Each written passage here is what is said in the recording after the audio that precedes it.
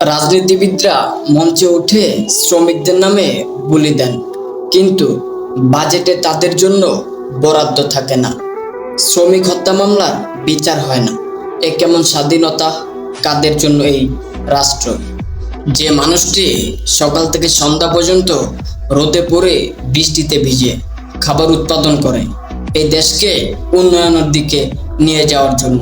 আমরা যারা শহরে থাকি তাদের পেটে দুমুঠো খাবার দেওয়ার জন্য দিন রাত খেটে যাচ্ছে এই কৃষকরা। যথেষ্ট সম্মান তারা পায় না, বরং অবহেলিত।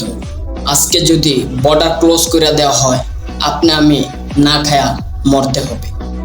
কিন্তু না, তা হবে না, কারণ এই কৃষকরা দিন রাত খেটে যাচ্ছে আমাদের জন্য, দেশের জনগণের জন্য এই কৃষকরা।